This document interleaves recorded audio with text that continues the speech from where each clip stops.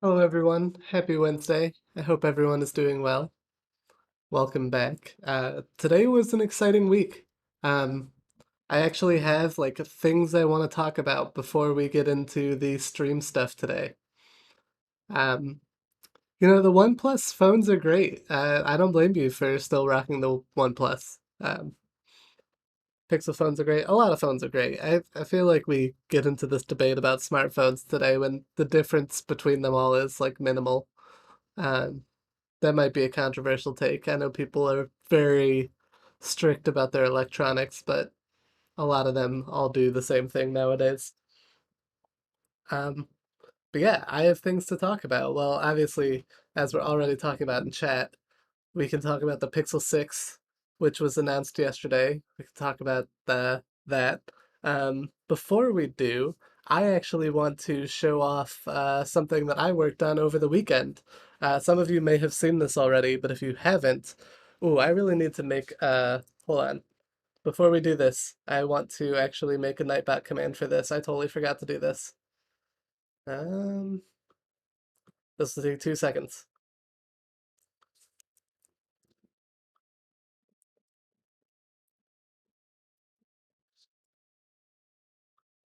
All right. So, um, my project over the weekend was to build an Android app template. So, some of y'all have seen, if you've been following the stream for this TOA project since the beginning, I talked about certain developer experience tools that I think are super important. And some of the ones we talked about were like KT-lint, Detect, GitHooks, um, this like Gradle versions plugin, which actually isn't in the app that we're using right now, but I want to add it. Um, GitHub Actions and stuff like that. And I really think these are like tools that are essential to every project. So something I did was make a GitHub template repo that includes the setup for all of that. So if you do exclamation point template in the chat, it will give you a link to this. But basically all you will have to do is go ahead and click on like use this template and it will create a repository under your own GitHub account um, that has all of this code in here for you. Let me dump this in here before I forget. Um, and yeah, ah, Snoop, welcome to the chat. First time chatter. Nice to see you. Um, yeah, if you want to know more about it, I'm happy to talk through it, but I actually made a YouTube video that you can find um, in the templates readme, and this is like a 30-minute video that walks through it in detail about everything that's in here and why the project is set up the way that it is, and stuff like that. So, this started as like a project that I thought was going to help me, um, but hopefully it helps other people as well. But let me know if there's anything about it that doesn't match your needs, and maybe we can find a way to try to genericize it a little bit. Because I think everyone has their own like personal preferences with tooling and code styles, and so it's hard to make a template that everyone is happy with. But hopefully we did that here. So give this a star. I would really appreciate it. Um, Check out the YouTube video, which goes to my next announcement, which for all I know could be really exciting. Um, but not yet. Okay, we are within, I don't know if you can see this here. We are less than 10 people away from hitting the 1,000 subscriber milestone on YouTube. I would love to hit that milestone. So if you're not subscribed to the YouTube channel, I just dropped it in chat. Head on over there and subscribe to that. I post all of the live stream recaps. You can actually find those here inside this Task of Affirmation playlist. That's the Android app that we've been working on. But I also do some YouTube specific content. So like I did this MVVM versus MVI case study. That's just for YouTube. The template video that you just saw. It's not highlighted on my main page, but that's also like YouTube specific. And I do have a very exciting, I'm not going to announce it, plan for coming up on YouTube as that 1,000 subscriber celebration. But it will be very cool. So make sure you keep an eye out on YouTube and Twitter and all that stuff to see what we've got planned. Oh, All right, that was a lot. Those are my updates. Uh, I worked on a cool template project. I added, I'm almost to 1,000 on YouTube. Just some plugs I wanted to make. But let's talk about the Pixel 6. Um, what did you think, chat? Did you all get to watch the announcement yesterday? Even if you're upset about the Google Store shit show, which is totally understandable, um, I'm curious what people think about the phone itself. Um, yeah, this goes back like I thought some of it was really fascinating, but it's also like a lot of the same buzzwords over and over again, right? Bigger, faster, more powerful. The camera on this looks like they've really stepped it up, and I was really impressed with all of the real tone stuff that they announced, the way they're making cameras more equitable. That's great. This one has really cool zoom. Um, yeah, the zoom was cool. Oh god, so, passing my Pixel 5 for the upgrade. A lot of supply chains being backed up in general. Yeah, that's really interesting. Right now, my pre-order says that it will arrive by the end of October. It sounds like I'm pretty lucky. Apparently, people online were complaining about much later dates. Um, I wonder if that's perks of being in like such a major city. I don't really know. The new chip sounded cool though. A lot of this stuff is way over my head though, but the chip was fascinating. There's more on that. What else is new? Does anyone in chat have a favorite color of the Pixel phone? Um, I could actually go. Wait, did they show them all down here? Chip fast. There you go.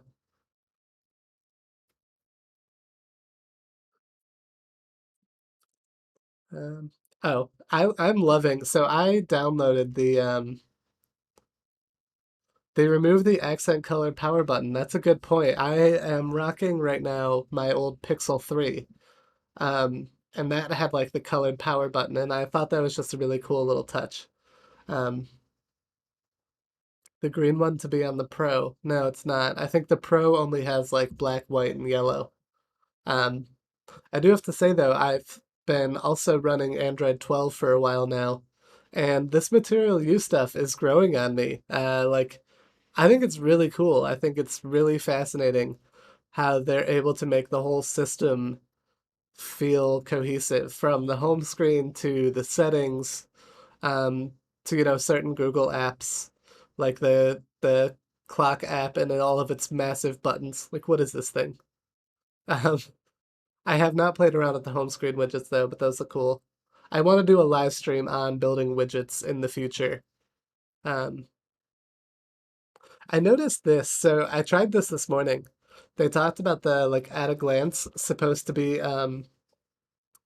improved and show you more contextual stuff, and they even gave an example during the launch of um what's the word? Of like a Nike fitness app. And I used the Google Fit app to try like to track like walking my dog this morning, and that did not show up in the at a glance thing. And like that's a missed opportunity for like a Google app even. Oh my god, chat's going. Picture in picture transition speed in Android 12 so good. I'll have to try that out. Um, Wallet quick toggle working. Huh. I have not played with that. Let me check. I didn't know there was. No, it worked for me to pull up like my payment method. Cube solve. Okay. I was practicing before the stream today. I am ready for this. Um, let's do it. Let's get a prediction going. I want to do that again. These have been fun. So can I do the same thing as last time?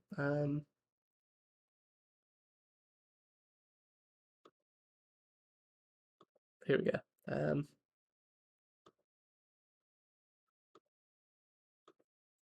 No, we're gonna do.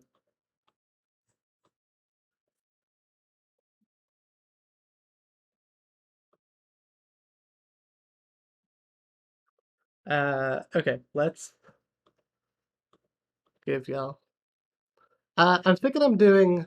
I know I appreciate it, Traska. I'm thinking about doing 30 seconds, though, because I was practicing earlier. I don't know, but I still occasionally mess it up. Let's look at what I was doing earlier. Um, So, well, according to Cube Timer, my average is 31. My best was 20. I hit 22.93 seconds before the stream started. I was really proud of that. Um, let's do 30 seconds. Because, like, we're kind of under, but you can see occasionally I flub it and I go over 30. So let's do that. Let's start a prediction for 30 seconds. Um, got it. Cool. And so y'all should have 2 minutes on the clock right now while I switch this over. I also realized, so I think I'm gonna try something a little different today. Also, I was playing with, which is I pulled this down. We're gonna point this closer to the desk and give y'all a better view of the Rubik's Cube as I solve it. So let's go ahead and scramble this up first.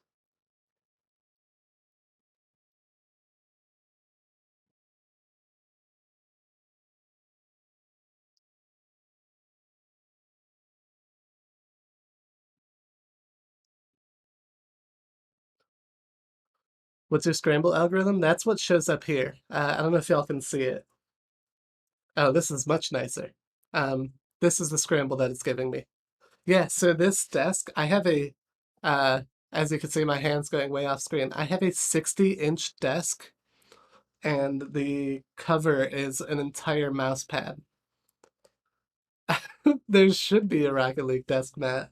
I should do a Rocket League stream sometime. Let people see how awful I am at Rocket League. Um, yeah, I have a 60-inch desk. The whole thing is one giant mouse pad. It's really nice. It's a little dirty. Thankfully, not where the camera is, but I definitely need to clean up clean up this desk. Um, y'all can see my tattoo from this view too. Okay, we still got 26 seconds remaining. Can I see? I can't predict, but can I see what other people are predicting? Ah, so y'all have faith in me today. Most of you have faith in me. I like that. I wish there were enough people to like split it up though and actually like make for cool payouts. Because I know some of you are probably working towards that Captain America redemption. Um, maybe I'll have to lower that. Maybe 7,500 is still too high. Um, but Rogue Assassin, hey. Okay, it looks like that is done. So let's see if I can beat the 30 seconds or if I'm going to flub it yet again. All right.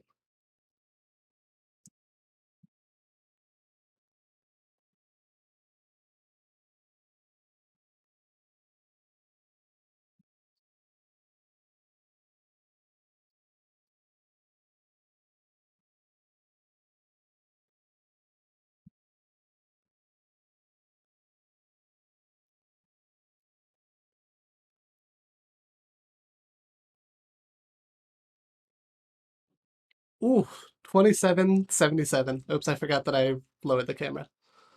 All right, that was pretty good. That was pretty good.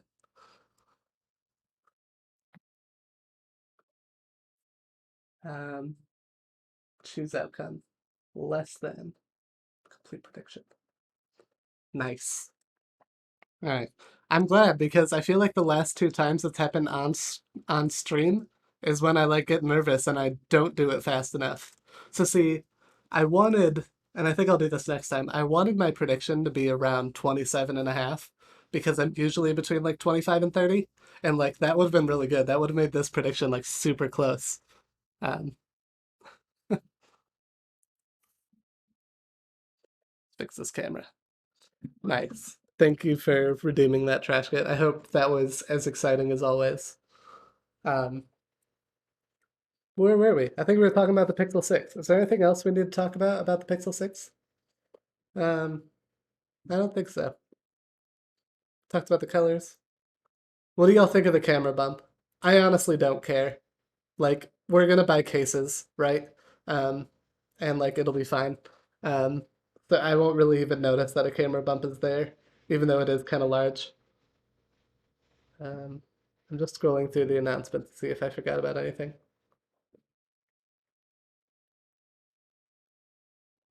It's different. I guess it is different, yeah.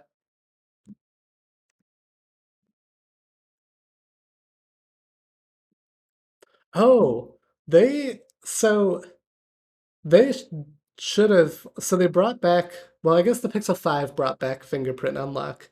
They got rid of it on the fourth generation, but now it's like an under the screen fingerprint, which Pixel has never done before, and they just kind of glossed over it. They're like, oh yeah, like in screen fingerprint sensor moving on. And I'm like, that's really cool. Like, they're not the first phone to do that. We've seen that on some other Android phones already, but I still think it's really fascinating, and I'm surprised they didn't like push that sooner. I did not know that Logic can do a Rubik's Cube. The back fingerprint scanner is the best. Like I said, I've been stuck using my Pixel 3 again. I love it. It's lightning fast. It's super comfortable. Like you're pulling it out of your pocket, you just unlock it while you're pulling it out of your pocket. It's super smooth, super fast. I can't believe they got rid of that. And they brought it back on the Pixel 5. The Pixel 5 has it, but no. Weird. Um, the swipe gesture on it. Oh, yeah. So I never used those a whole lot. My buddy TJ made an app for the fingerprint scanner where you could customize the behavior of the swipes. So, like you could have it do certain things. So I actually had, I was able to customize it so that like I could double tap my fingerprint scanner to turn on my flashlight or something like that. So that's really cool. Oh, you still have that feature? Interesting. Oh, I saw they posted or they showed like how they were going to make that a Snapchat feature that you could double tap to snap. Um, I would like that just for my normal camera app because I use that every day. Like, I don't know if you know this on Android now. If you double tap your power button, it will launch the camera. That's like the default behavior. Um, so I think that's really great. You know, you walk out and your dog's sleeping in a cute position. You're like, oh crap! You just double tap the thing. Your camera's open. You can take a picture before they like wake up and get annoyed at you. It's great. Or so I've heard. That's what you can use it for. Um, that's just an idea that someone gave me as a use case for double tapping to open up your camera. Um,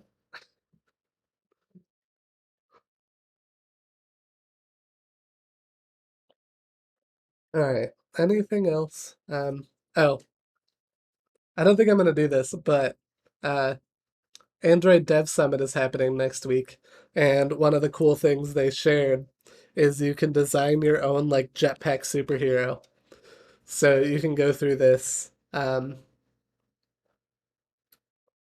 And like it builds like a custom card. Can we look at? I don't know how long it'll take, so I don't really want to do it. But yeah, you can design your own like Jetpack Hero avatar. Definitely do this. Share it out on Twitter. I'll do mine eventually. Utrecht's is gonna share his. That'll be great. Um, oh, it's simple. All right, let's just do it. Let's make mine real quick. Um, let's see. Ooh, do I want a tail? I don't know what's different between all. I guess okay, some of them are more noticeable. Let's go with this one. Um, that's my superhero. Personalize. What do I look like? I feel like my face is more rounded.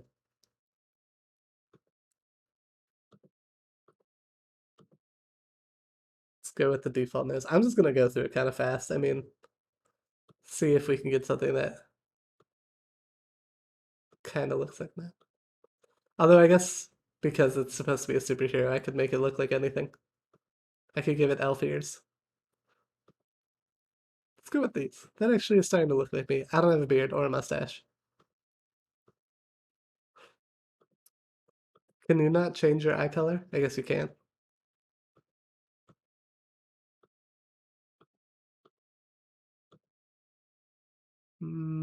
That one.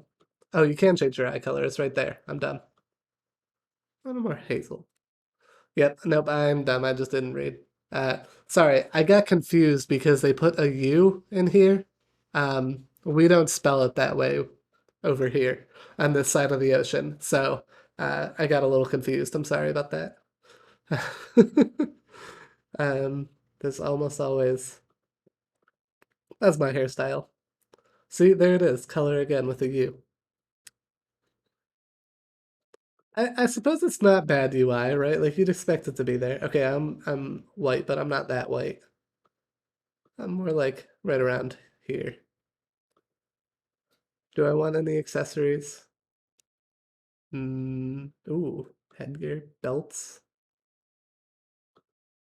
That's kind of cool.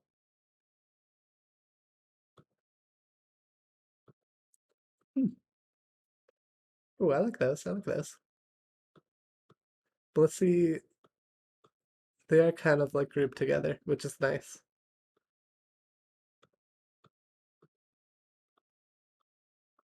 Hmm.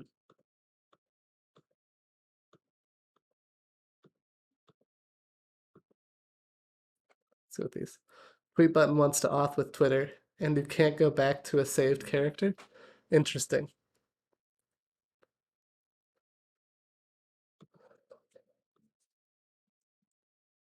Do I want to put my full name or just Adam? Or do I want to put? Let's do that. Yours did not upload even after login. Interesting.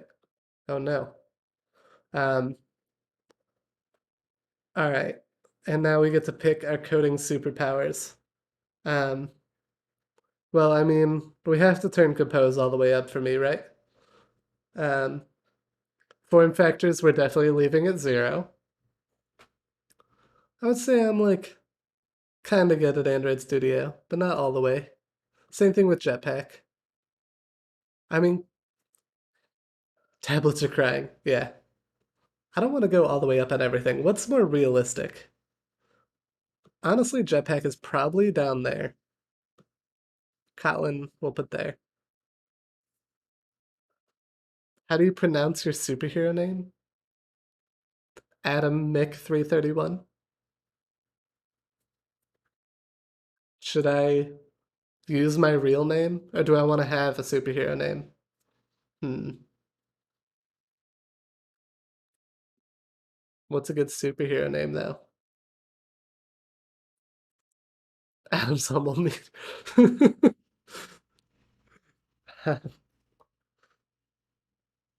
Hmm.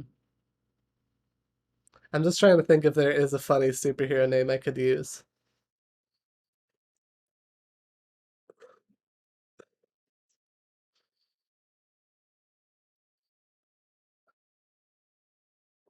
Like, I don't want to be like Compose Man or some shit. Is there a punny one? Have y'all ever seen the one webcomic about the superhero middleman? And someone runs up to him and they're like, Middleman, I need help.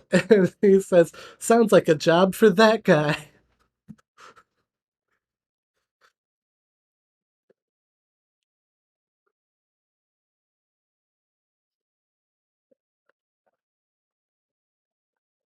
You're gonna need a new costume redeem. Oh, yeah, I didn't even make it anything run. Oh, nope, we got it. Thanks, Matt. Captain Compose. Someone used that when I wore my Captain America hoodie for the first time. They called me Captain Compose and I loved it. So we're running with it again. Oh, Zippy Codes, thank you for the follow. Welcome to the stream. All right, sounds like we should download this because y'all said the Twitter link didn't work. Does the download link work?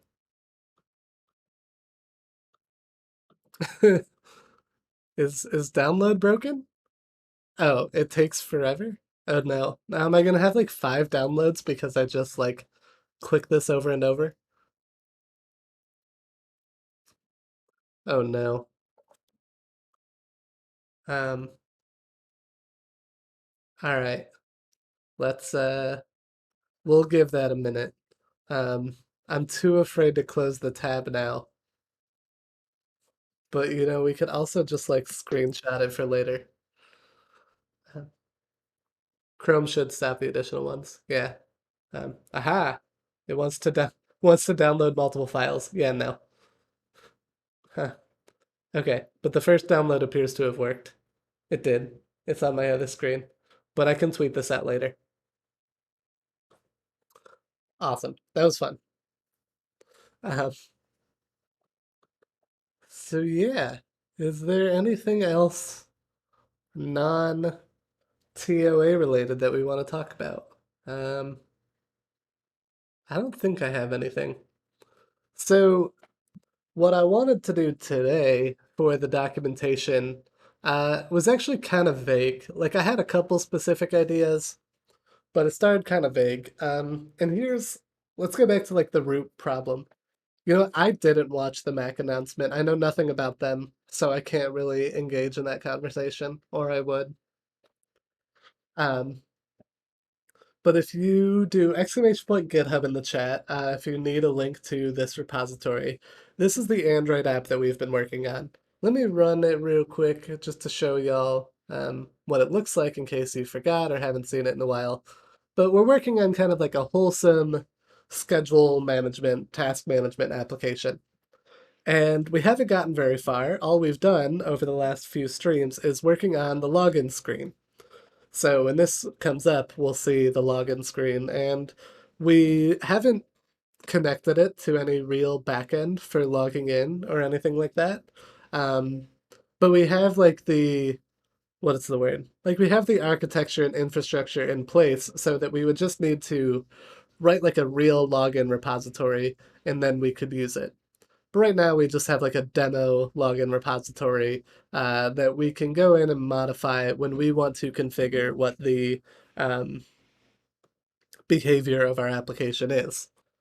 And I thought that this would be a good point to kind of recap what we've built so far and talk about like how we can document our code bases. And I don't just mean like we see throughout the app. Oh, this is the Android app template. I opened up the wrong project today. Huh. Okay, let's actually open up the TOA project. Um, and, but basically, like, I want to go over the idea of, people are going to come into the stream over time. It's going to keep happening. New people are going to join.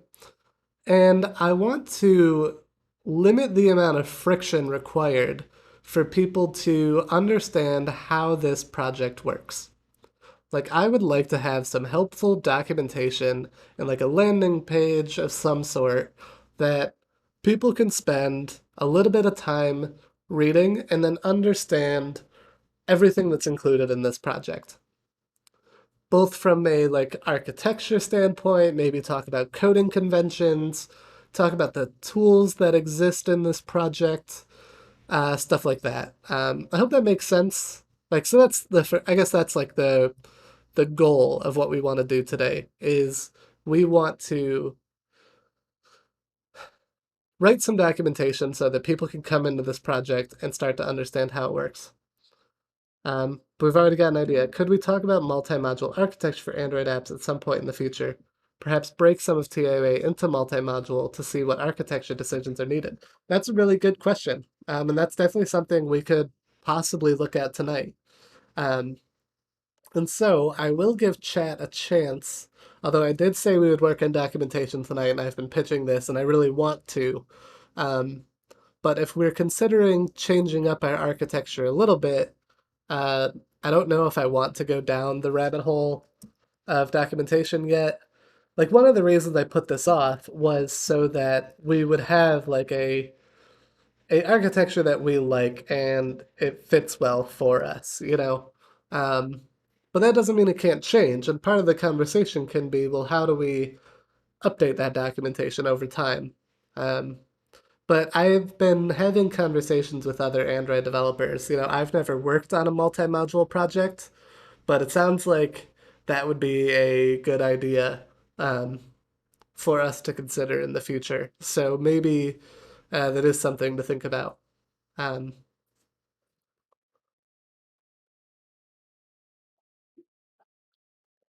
I also think that talking about multi-module gets easier when you have more code and features to think about. So I am a huge proponent of like avoiding premature optimization. Like there are some times when you've developed long enough, you recognize like the benefits of wrapping a library. You recognize like use the reasons why you would pull something out into like its own function or file. But other times, like we psych ourselves out thinking like, oh, well, I should build this in a way because I might want to support XYZ down the line. And I think sometimes we have to ask ourselves, well, what if we never need to support XYZ? Like, are we risking over engineering something um, before we even need to, right? And not only do you risk coming up with something that's over engineered unnecessarily, but if you can't predict all of the things that are going to say be shared between two code paths. So like right now, I could start to think about, well, what would be a really good module for this application? But the truth is, right, we have one screen in the application. And so if I try to pull something out into like a module, and then what happens when I go to build the second screen and I realize I've made a mistake? That's not something I like to do. So I'd actually like to stick with one module. And then when we have more code and we could see like, hey, this is duplicated in these two spots, or this isn't really scaling well, or like this is boilerplate that keeps happening, like then it becomes a lot more clear what can go into its own module. So I guess that's a long answer to say that like I think that's an incredible idea, but I think that I want to get a little further into the project before I start like hyper like optimizing and refactoring and stuff like that. Um, yeah. But like and I know full well that like a day will come when we will want to use modules, but to me they're just because I don't do it a lot, maybe that's why. But I feel like it's something hard for me to predict up front. Um, but so we have to think about like, okay, and this could be like an open-ended question. Whoa, we got a lot. Um, sorry, or it looked like a lot in the the stream view, but not so much. In your login, you are working with entries at a text. When it receives the soft input, keyboard is automatically displayed. If the user taps on the screen so the edit text loses focus, the keyboard is still visible. What is the best way to close keyboard on lost focus and end the entry with an app?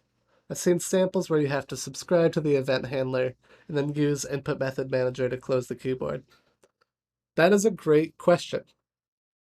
Let's talk about that real quick. So, oh god, I don't know if y'all remember when we had this problem last week and we couldn't even get the focuses to work right necessarily.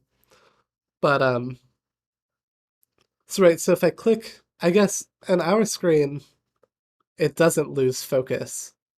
Um, because the button's not on the screen. So I don't know how to do that.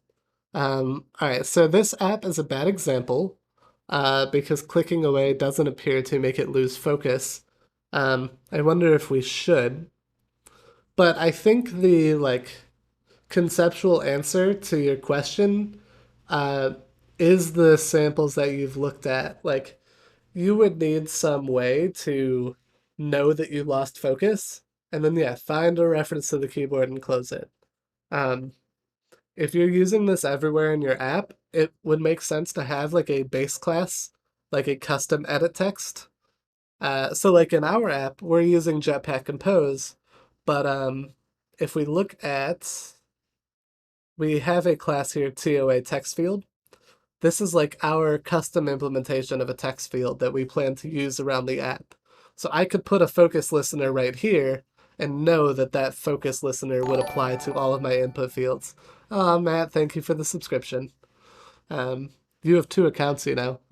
Just pointing that out there, just in case you wanted to use them both or anything like that. I'm teasing you. Please don't do that. But yeah, like I think that what you've described around subscribing, listening for focus, and then closing the keyboard is what you would have to do. But you could make a base class or a base component of some sort that gets used throughout the app so that you're not duplicating this focus management all of the time. I hope that makes sense without being able to provide you a specific example. I'm surprised that this doesn't allow me to click away, but there's probably something I could do differently. Or I bet like if the button was visible, I could. Um, but it's not visible when I do this. You know, that's actually, I just kind of thought of something. So Another feature I've seen apps do. So, oh my God, I don't want to keep going down these rabbit holes without talking about documentation, but that's what's happened for a few weeks. So we talked about how, like, when I focus these inputs, sometimes I get hidden behind the keyboard. Another approach I've seen some apps do is they will remove things from view um, when you're trying to input. Like, so imagine if I didn't show the image whenever one of the inputs was focused. Then I can almost guarantee that without this app icon, my information will be visible. And then I wouldn't have to worry about adjusting the inputs. But that could be a separate conversation because I've put off documenting this for like 3 weeks because we get caught up in all the UI fun stuff. Um, so, an open ended question for chat to think about is there's a lot of ways, like, you come to a new project for the first time, and let's say you've never seen it before, you don't follow the streams every week, and you want to get started with, like, how this app works. Like, what's the first thing you want to know? Like, to me, I think it's helpful to talk about, like, app architecture, and not just because like it helps you understand the flow of control, but if we look at like the architecture pattern we've been working on, which we will have to rewrite because we've changed things a little bit, I think. um, is this different? uh, okay, it's actually kind of similar. I think this is what we have set up actually. um, but I think what's helpful about a thing like this is being able to understand all the different components that exist, right? So I know like what a screen is, I know what a view model is, I know what a use case is, I know what a repository is. And if we can document all of those pieces, then what happens is someone can go through the project, find related files, and see what's happening. Another question from Jen's here. To me, it just doesn't make sense. The edit text that's on the keyboard on focus should be able to hide it again on lost focus. Yeah, I don't disagree with you. Um, and that's why I'm wondering, like, so I want to try this just to be clear, just to um, make sure I'm not crazy here. Um, going to comment out the app logo real quick. Um, I want to make sure because I feel like this sometimes does happen outside the box, um, or out of the box, and I want to make sure that I'm not crazy there. Um, oh, are you not going to run?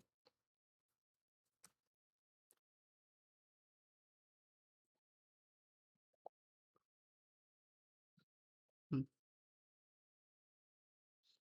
we go. Okay, so if I focus on this, the keyboard comes up. Okay, yeah, you're right. I click the button. I guess I didn't lose focus though, so the keyboard doesn't close. Yeah, I guess we would have to do it manually. That's really weird. But this was the idea I just described, that like if I could tell that I had focus, I could hide the image and then that would bring everything on the screen up and then I know it would fit. And maybe that's like a good solution for the problems we talked about before. Um, But let's talk about this architecture diagram. I don't know how readable all of these pieces are to you. Um, so maybe I need to zoom in like a lot, but I want to um, make sure we understand all of the moving pieces.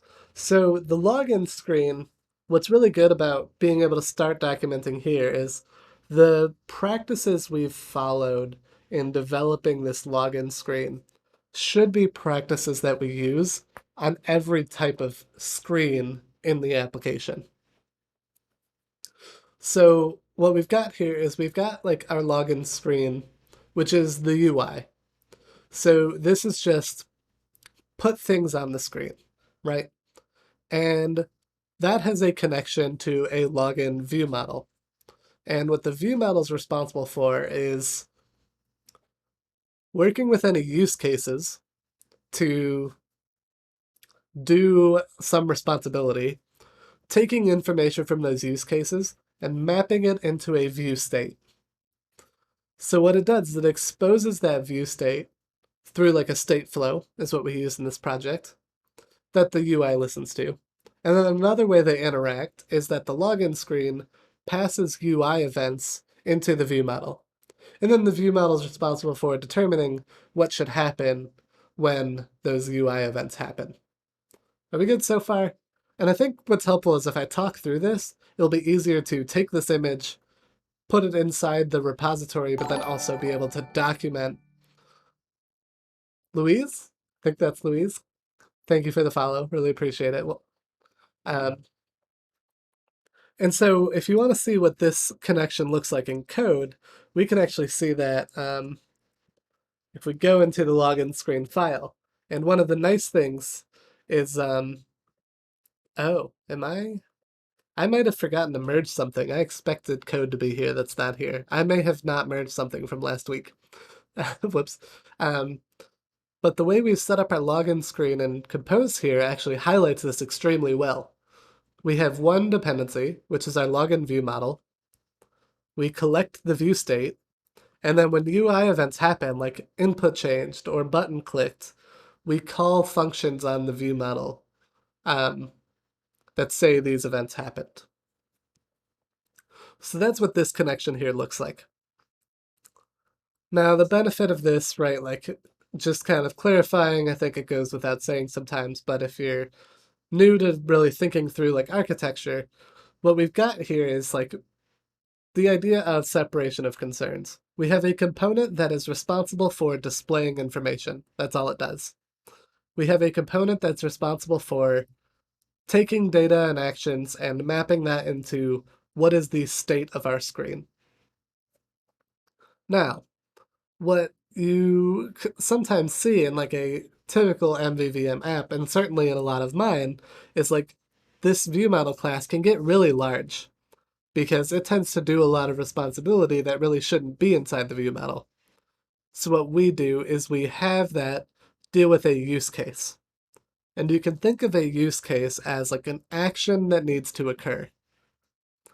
And so the view model will call a use case with some information, and this should actually be like a double-sided arrow because it gets information back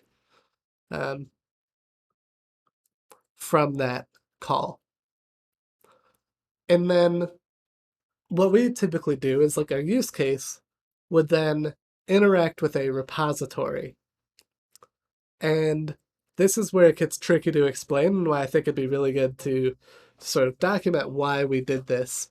And the benefit of this approach is like, how do we think about this? How do I explain this? So the repository is the thing that's making some sort of data request. So like the login repository is the thing that's actually logging you in, making a call saying, here's my username and password, and getting back an API token. The login use case will call that, but then also that's where we can manage any potential like side effects or other information. Like the login use case can be responsible for storing the token that comes back from the login repository. And actually, that should be in this document because that's how our app works, is we not only have a login repository, but we have a token repository where where we will store and receive an auth token. And this is another, I guess, double-sided arrow, where we do like store token and fetch token.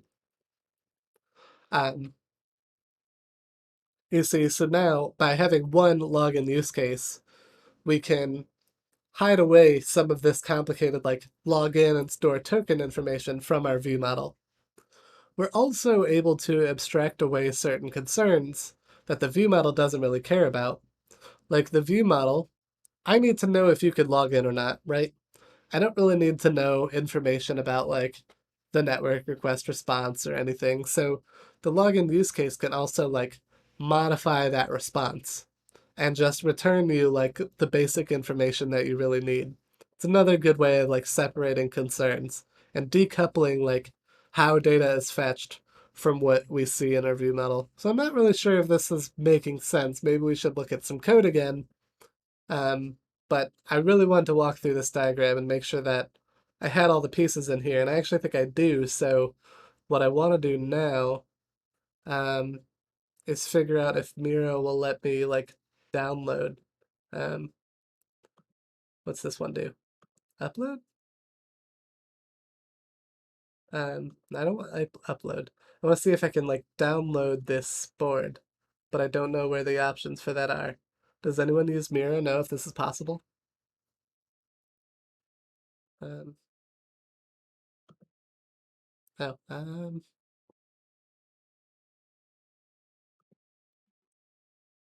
I can like control all and then, oh, what is, oh, experts. Huh. There's got to be a solution. I suppose for now I could screenshot it. Is it where are settings though?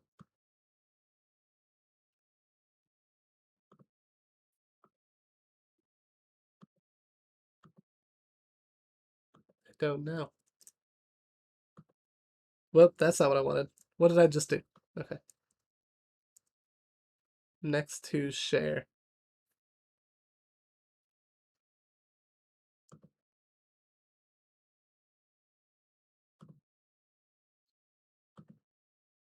I don't know. There's got to be something. I guess I'll. Oh, wait, here we go. Here's settings. I don't see a download in here. Interesting.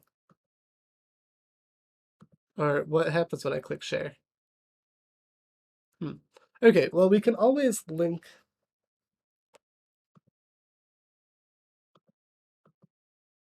Oh, I thought I clicked on this earlier. Hmm.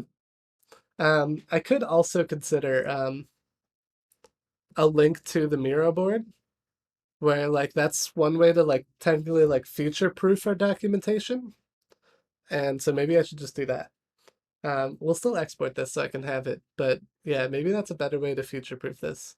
Um, say uh, anyone with the link can view. Nice. Okay, but let's. So now that we've got that, um,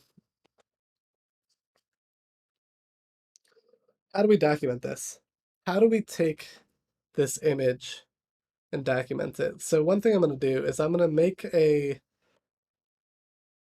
let's make a directory for documentation, and we're picking the hardest thing to document first. Um, I wonder if there's one of those GitHub badge style things where the image could be in the docs when rendered. Hmm. I don't know about Miro, but maybe something like that exists. Um, so let's call this architecture.md. Okay, so welcome, Tim. So we are uh, we are going to attempt to document the application architecture diagram for this app. So I just did a walkthrough of kind of how it works so far. And I want to document it because I want it to be so that when people find the project, they can like quickly understand how it works. So, but I just have to think through. I had ideas in my head like all week thinking about this, but now I'm struggling. So maybe we should just kind of start typing it out and see where our thought process goes. Um, so, hmm, uh, where do I even begin? So, follows a MVVM architecture pattern throughout the project.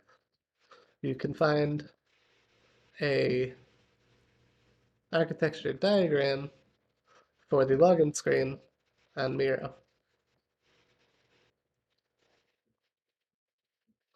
Um, okay, so the this document is intended to clarify each of the types of components used in the application,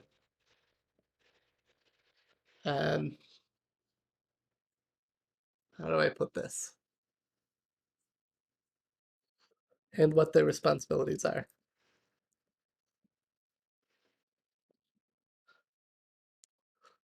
Should I put a link to Miro or should I actually include the image here? Like maybe I want to include the image. Um, let's do that.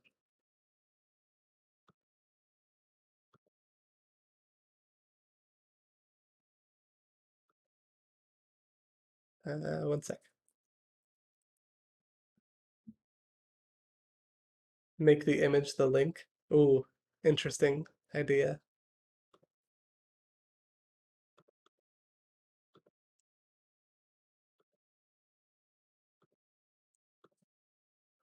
You can find. Okay,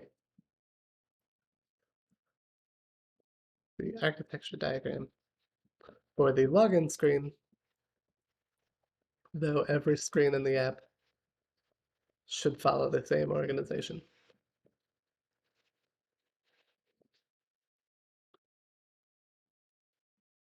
For the most up-to-date diagram, check Miro. And then um,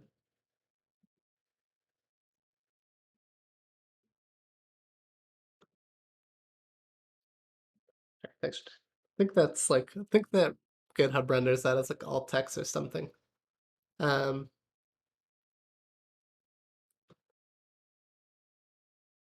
each of the components. So let's say this document is intended to clarify each of the components in the above image and their responsibilities. Okay, so let's break this down.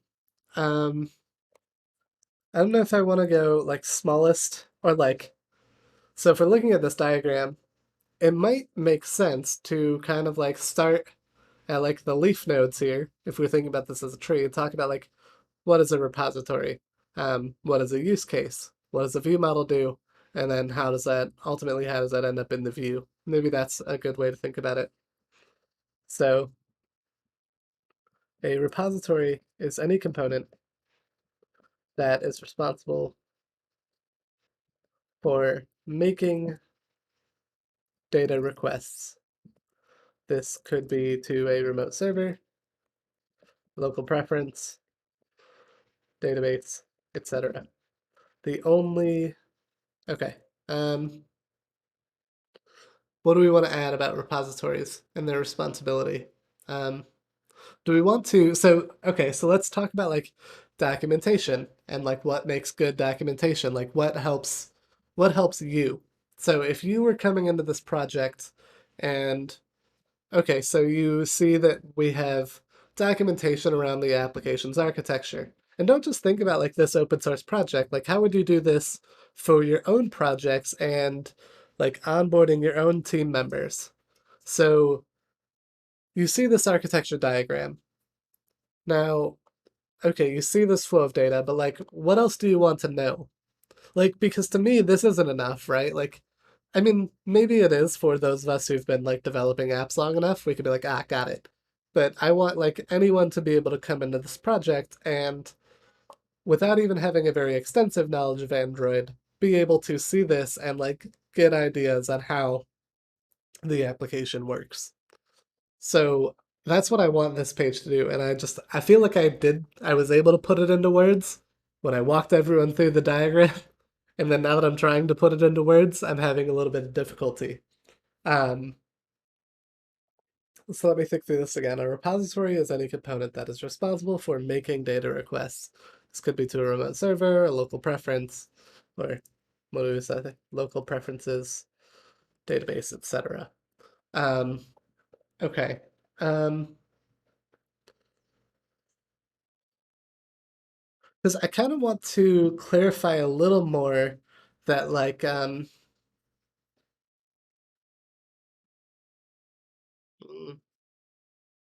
what do I want to clarify?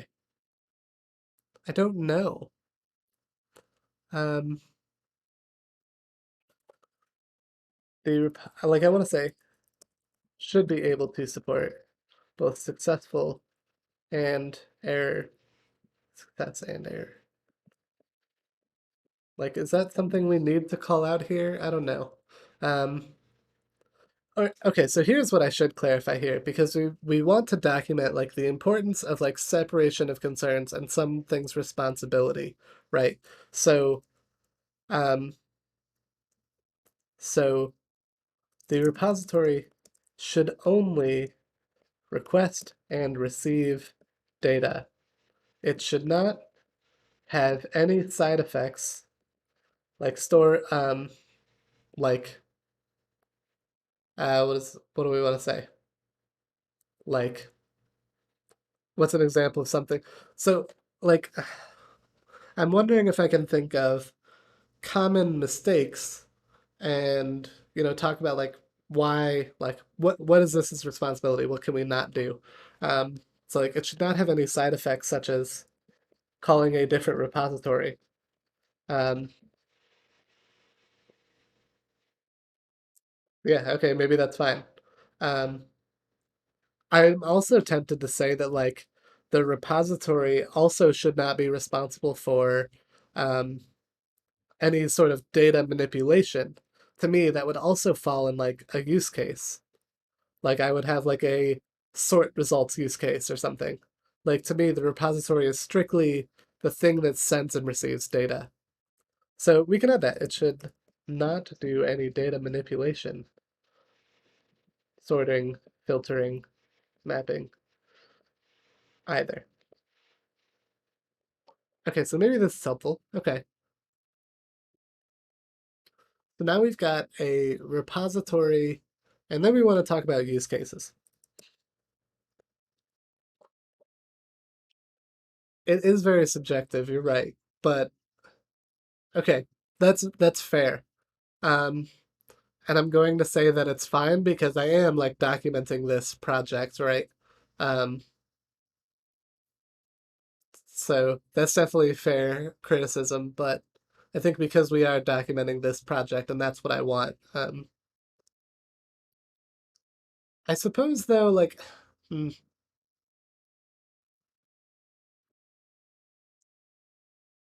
um, where would you map your business logic models to the DB network models? Um, well, I guess like a repository can do that. Um, like if do we have that? Do we have I guess we don't have a concrete example of that. Okay, so I think that the repository would be responsible for or could be responsible for mapping two different data classes to another. So mapping was probably a bad whoa. Mapping was probably a bad example. Um, but I also think that sorting and filtering can also be subjective, right? Like if my repository says fetch active users, like I suppose you could think like, well, maybe the remote server has a way to fetch only active users. So that sort of filtering would not happen on the client side. But um, so I don't know, maybe is this an unnecessary restriction? Or is this what we want to specify in our application? Um, I don't know. I kind of like that it's like a thing that sends and receives data. And I like saying that the use case is responsible for any domain specific manipulation of that data, right? Like, so I could have something like fetch users. One screen might only care about active users, but another screen wants all the users. So, like, to me, those specific use cases would handle that sort of data manipulation. So, okay, I think I'm going to go with this. I'm going to remove mapping because I understand how that could have been confusing. Um, so, um, although mapping could technically also happen in the use case. Let's look at our login one. Let's look at how did we build this. So recap for some people, we have this credentials login use case. This consumes some credentials, which is just like an email and password. Um, it's an email and password, and it returns a login result. Now, if we look at how we built our prod one, um, we can see this kind of, well, I guess it doesn't map the response, but it returns a login result, which is different from like the actual network response. And we did that so that like the view model has no idea about the network response. It just has like login information that it needs. So I'm just kind of rambling here and seeing if there's a necessity to document that. And maybe that can go in like the use case portion of this next. Like I think we've said like what a repository is responsible for. Responsible for making data requests to a remote server, local preferences, database, etc. The repository should only request and receive data. It should not have any side effects, such as calling a different repository. It should not do any data manipulation on the response. Let's say this. It should also, or wait, it should not do any data manipulation on the response. I wonder if I can give an example of this, like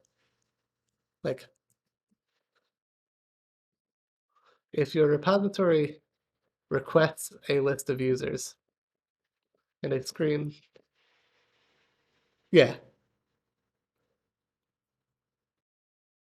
yeah, I agree. I think that level of mapping um, could happen. So okay, so let's do this. Okay, the repository can also be should be responsible for mapping information from network or database, or we can call them DTOs, data transfer objects, to domain specific data classes or sealed classes or whatever. To domain specific, yeah. Um, and let's put this data manipulation thing in a new paragraph. So repositories should not be responsible for any data manipulation of a response. For example, if a repository is requesting a list of users, but a screen only cares about users with certain property, the use case should be responsible for filtering the list accordingly.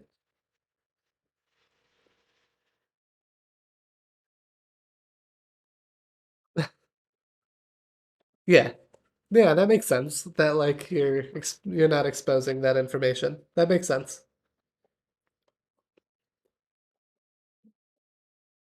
Okay, so we've documented what a repository is in the situation of this project.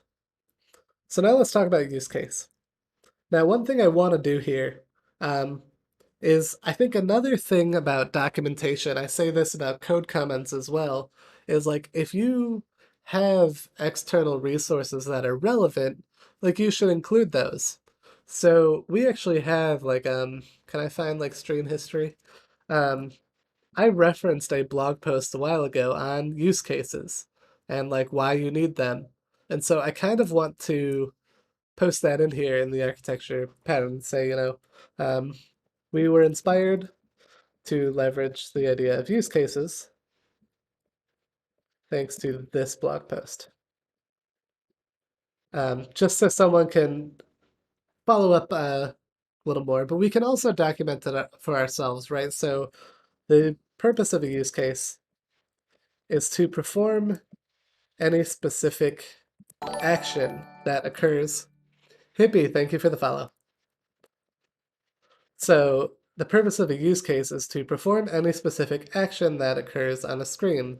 This could be fetching or submitting data. Um, and what are examples? Um, Filtering items, we talked about that earlier, etc. We'll kind of go with that. By pulling this logic out into a use case, by, or wait, how do we say this? By putting this logic in a use case, we remove responsibility from a view model, keeping it slim, but also separating domain. What do we want to say? So by putting this logic in a use case, we remove responsibility from a view model, keeping it slim, but also separating business logic from our repositories,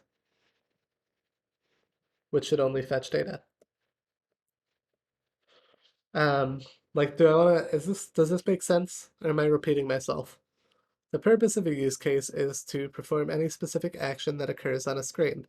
This could be fetching or submitting data, filtering items, etc. By putting this logic in a use case, we remove responsibility from a view model. Or, okay, um, maybe we should say like, I put in, so this is something I do when I like write documentation or even when I code. Is like if I don't want to delete this, but I want to keep that thought, I just push it down a couple lines. And I'm doing that because I'm about to rewrite this. I think a better way of documenting use cases for people is to say, like, uh, domain-specific business logic like this deserves its own component in the architecture, in the application's architecture. The repository a repository is only responsible for requesting and receiving data. A view model is only responsible for taking the result of an action and mapping it into a view state. So basically saying, so the use case is responsible for whatever happens in between. Um, consuming responses from data requests and mapping that into, do I cache in the repo? Good question. Let's talk about that after this. We haven't done anything like that, but that's a good thing to think about in this diagram. So the use case is responsible for whatever happens in between. Consuming response from data requests and mapping that into or a relevant result for the view model to handle. So okay, I think this is a better way of explaining like what the use case does in a high level way. Um,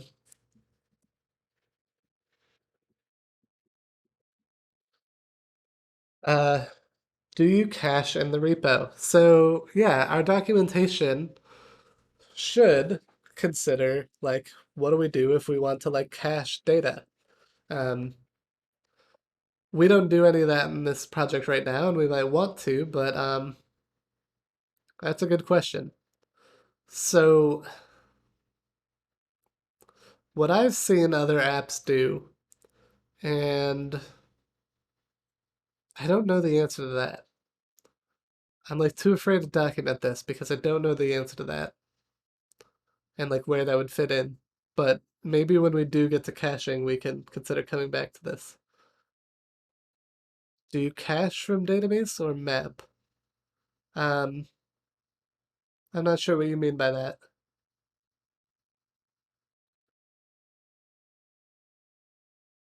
Um,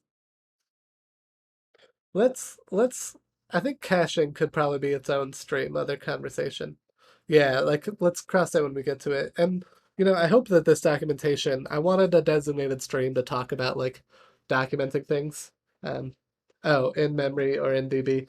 So, well, so going back, this app doesn't have any caching, but so the answer is neither, but I think we could do it either way. I think for an app like this, I would want to like implement Room and be able to store that information like in a SQLite database, especially when we start adding like tasks and items that we need to do.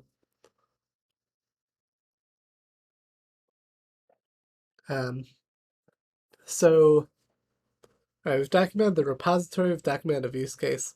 Let's document the view model. So one thing we can point out is like our application leverages the Android architecture component view model. This component is responsible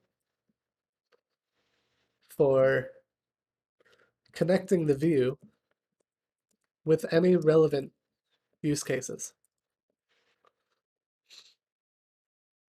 So the view model consumes UI events, triggers a necessary use case, and processes a use case response into a view state that is exposed for the screen to render. I've done a lot of talking about view models, so I was able to roll that out pretty quickly, and I think that that captures it. Do I really need this part about like reusing the Android architecture component view model? I don't think so. Um, this component is responsible for connecting the view with any relevant use cases. Let's say connecting a screen with any relevant use cases. The view model consumes UI events, triggers a necessary use case, and processes a use case response into a view state that is exposed for the screen to render. I think that's it. That's all it should do. Like, and it's a similar thing. Like, the view model shouldn't be doing any data processing. It shouldn't be doing any data manipulation. It should just know how to consume from a use case, how to convert that into a view state for the view to render. Um, I think that's it. So, and then we could say, like, the view component is solely responsible for being able to display data on the UI. So it can consume a view state, which specifies um, what information should be rendered.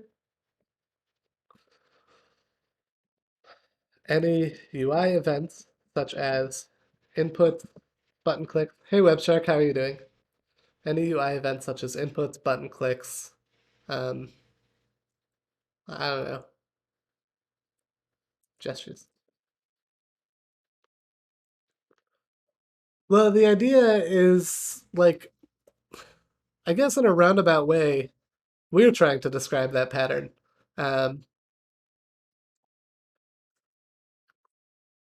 which, maybe that like doesn't need to be here, but I think it's helpful to document sort of like our specific flavor of MVVM that's being used in this project. And let me finish the sentence. Any UI event such as inputs, button clicks, gestures, etc. will be proxied to the view model, which determines what action needs to happen.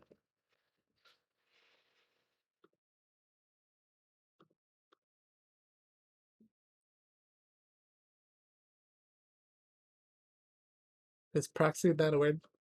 Which will be passed. Um, does this also cover what the view model does before a UI event is triggered, or what is your view on what triggers are? Opening a screen could be a trigger, I guess. You're right. So typically, well, anything that I want to be triggered when a view opens, I put I like to put like inside the init method of a view model.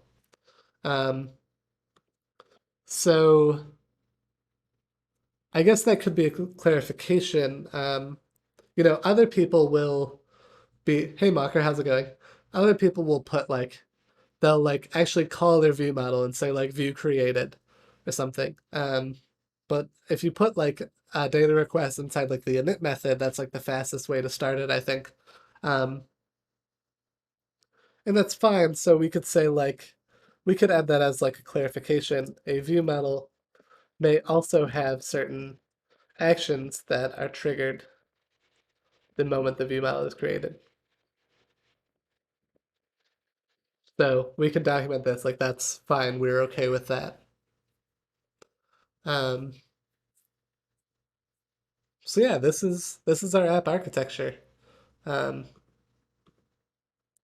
We added a picture A link to the Miro doc.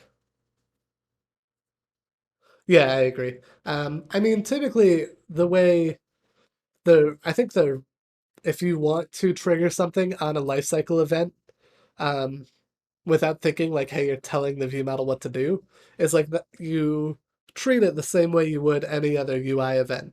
So you wouldn't make a public function called like load data. You would make a public function on your view model that's like on view created. Like you would just call that, and then like in your fragment on view created, you tell the view, hey, the view is created. And so you're not really telling it what to do. You're just saying, hey, this happened. The same way we tell a view model, hey, this button was clicked. And then the view model says, oh, well, when the view's created, I do this thing. I think that that's valid. But to me, if I want to do something on creation, I'm just going to put it inside the initialization of the view model because that's less code for me to write. Um, and exactly what you just said, it's an indirect trigger. Um, so like it's effectively the same, but uh obviously always have to put that asterisk out there. Like there might be a reason you want to have your view model respond to a specific life cycle event, but I can't remember if I've ever done that in my own career, so probably not. Uh, but actually, this is a good start. So let's commit this real quick. Documenting application architecture. Oh, and we've got more to this. Oh my God, I cannot type. And I will read the chat message. Um, Not that you may do it for your TOA app, but you could technically have multiple view models per screen for multiple large complex views. That's true. That's true. Another thing, so just to fill you in, WebCheck, like we just went over the architecture diagram. I think you've been here for like all the debates on like use cases and repositories and stuff, so you're probably pretty familiar with it. But we just finished the architecture diagram and we documented each of these pieces. And one thing we talked about, which may change the documentation, is like if we deal with like multiple view models. Um, but like we'll kind of cross that bridge when we get to it. We had talked about the idea of like a multi-module app and how that would change this documentation, but we will cross that bridge when we get to it.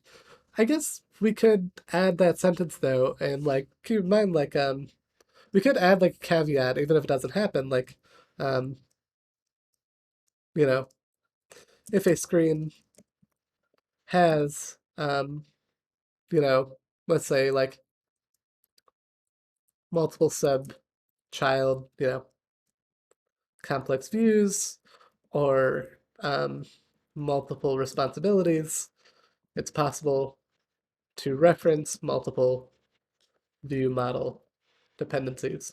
We can just add that in as like a caveat. Ooh, all right. Have a great night, Jens. Thanks for coming by. And then do let me know in chat next week, or if you're on Twitter, like let me know if you find a good solution to your question. I'd love to hear about what you did to solve that problem. So we documented the app architecture. That was a big thing. Um, so let's also make sure we put that in our stream history real quick.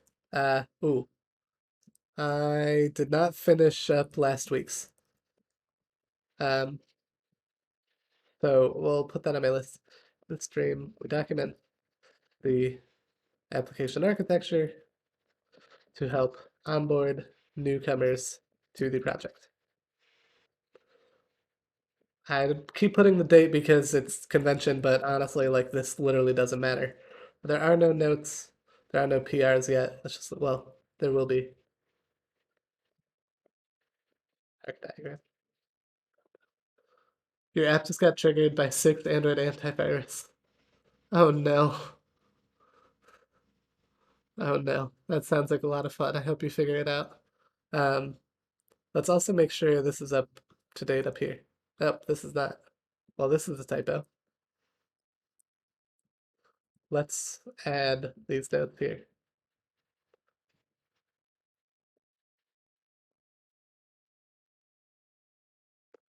Oops.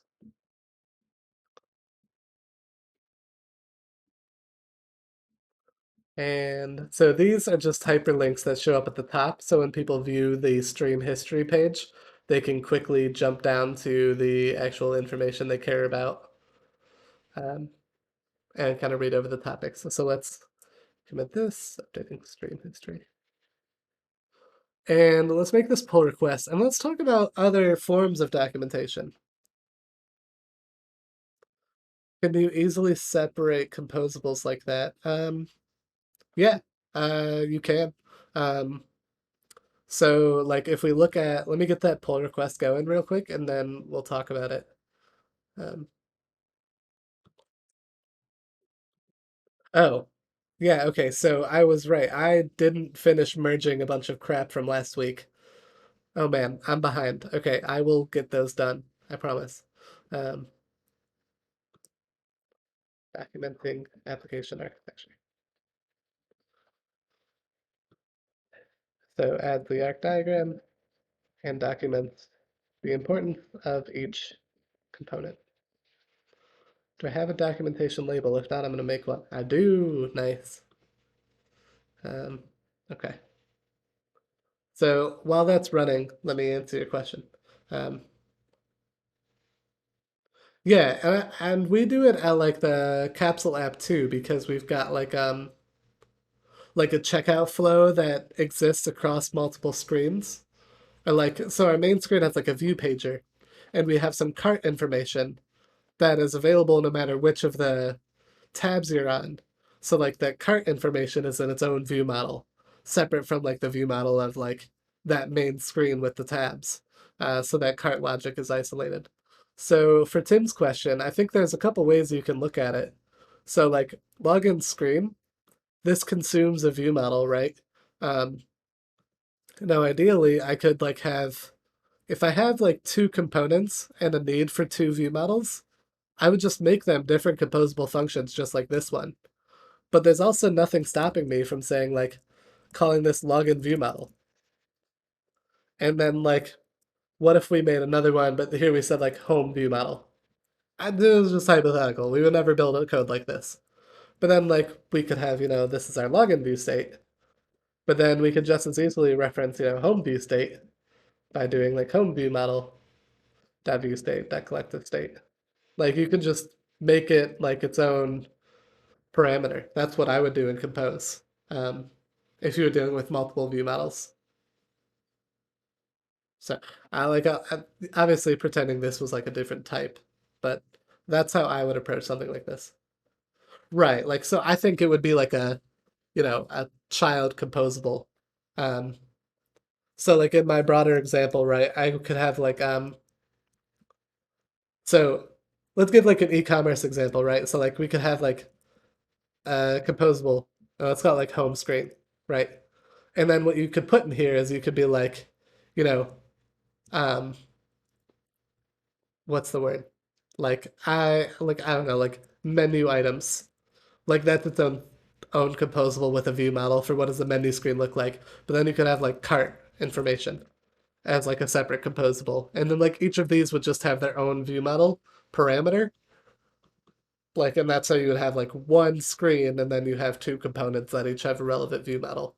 That's how I would probably build it out in practice. So cool. So another thing I'm open to. Well, so let's. It's not enough that we added this architecture thing, but I want to put this in the README somewhere. So someone finds this project. Um, I guess I kind of had this organization. Um, do I want to put it here? I kind of want to put like a section here maybe, and let's call it getting started. So if you found this repository for the first time, um, the entire I want to say so. Our application, I can even clarify a little thing, uses an MVVM architecture, which you can read about um, here. And then we can just do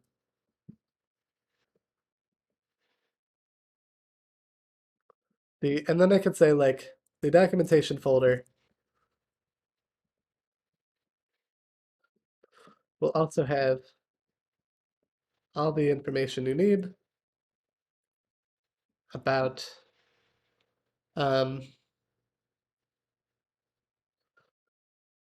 what is what do we want to say here? To get comfortable, all the information. Ooh, what do we want to put here? Do we also want to commit to having all the information? That's never true. Um, also have information about, like, I kind of want to say, like, what do I want to put in there? Kind of want to put, like, information about tooling, about, like, conventions, um, etc. How do I phrase that at a high level? Um, all right, let's say this. The documentation folder can also serve as a guide to understanding, yeah, to getting familiar with this project. Um,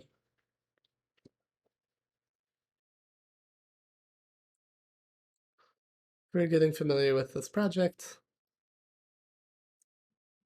Do I want to leave that? I kind of wanted to add something like before the next live stream. Oh, but let's say that.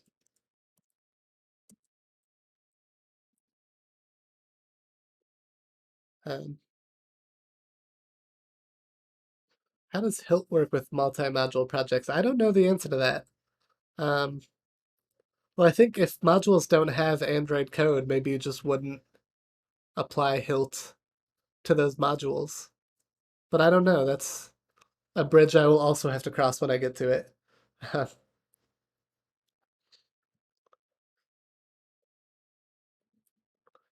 This can help build an understanding before you join a live stream. Like say, um, if you have any questions, just ask in chat. We can add that. Okay, but I wanted to make sure I had something in the README, um, so that it's truly like as people find the project and they go down and they see it, they have like an entry point to getting started. And so then this folder would have other pieces of information that are relevant. And now we can think about, well, like what else is relevant beyond understanding the application architecture? Like, do we want to document like what is our third-party tools that we use? Do we want to document like, dependency injection in the project? Like people might like go in the code base and see Hilt and they might be like, what the hell is this? So like could we provide like a note about like why we chose Hilt and a link to the Hilt docs? Because I think there was something that kind of happened here that someone hinted at in chat is like, what makes what makes this different from like just saying we use an MVVM architecture and maybe linking to a blog post about what that is.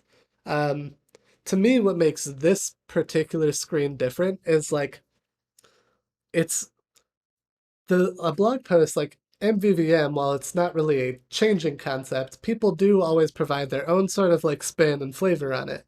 Like there are versions of MVVM that don't leverage this idea of use cases. So here, I think it's important to um, write out all the components as they are relevant to our project.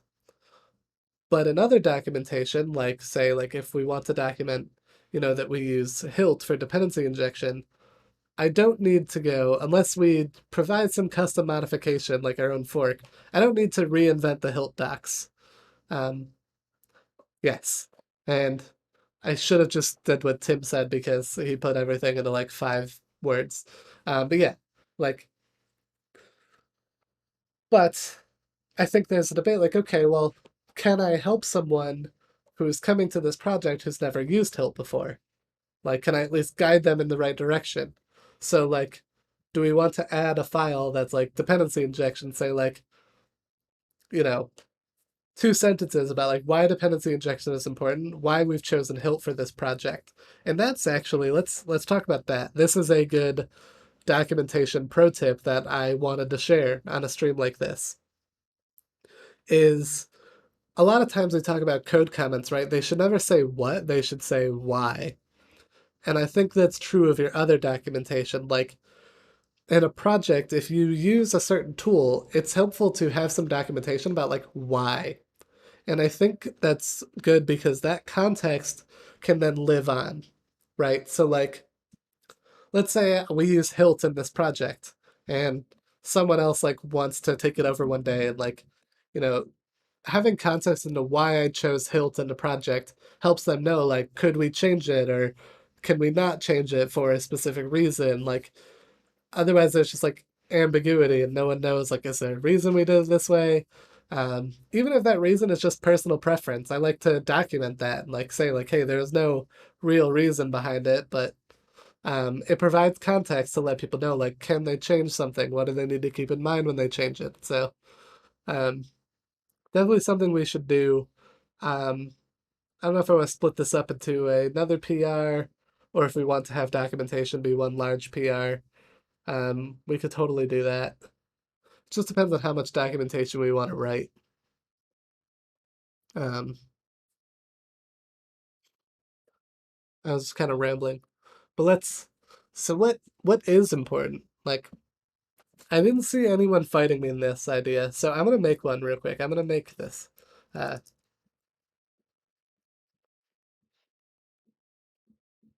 so let's add a dependency injection one.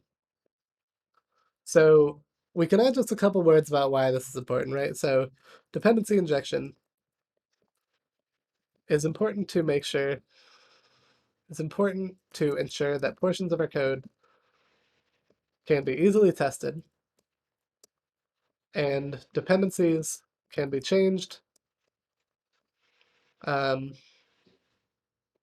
seamlessly without heavily impacting our application code. Um, this project uses the HILP dependency injection library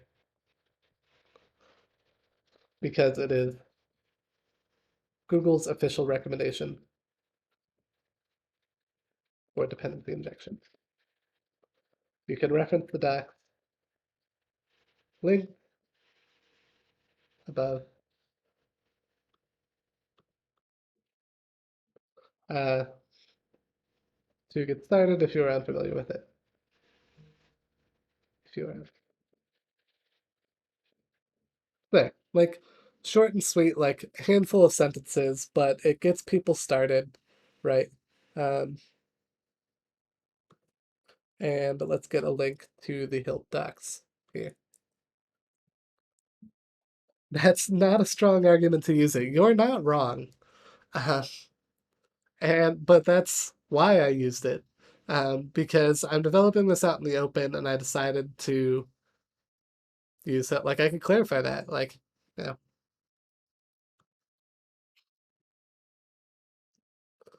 So we can even replace that. So like um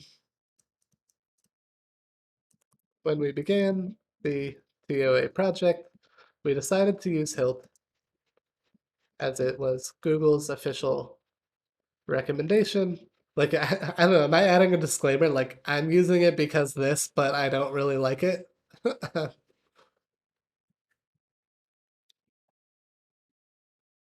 or or do I even just not even like entertain the topic to just say this project is the Hilt dependency injection library. Yeah, please reference the linked documentation to get started. Started if you're unfamiliar with it.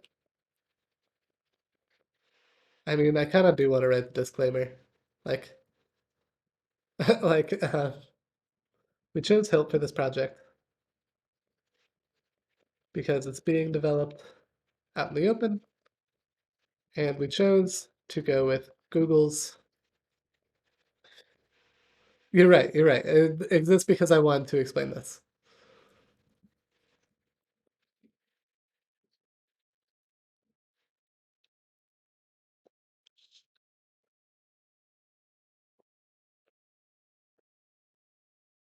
Let's leave it at that. I think this covers it. This covers the handful of things that I want to say. So, all right, what else can we document? So, I debated whether or not I also wanted a similar file about like our static analysis tools and just say like, hey, like code quality in this project is backed by XYZ, like KT lit and detect. Um, like, cause I think, so I don't know. I did this on another project and then I didn't know if something like that was helpful. I think it can be helpful because like, sure, I could go look at, say, like my app module and I could see like, hey, oh, I have this dependency. But like, if I'm saying your documentation folder is your getting started guide, then like it might make sense to just say like, hey, here's some third-party tooling here's some static analysis tooling that we have, just so you're aware it exists. So let's add that real quick. So, whoops, not a directory.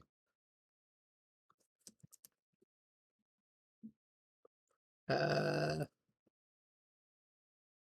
I forgot to select the thing.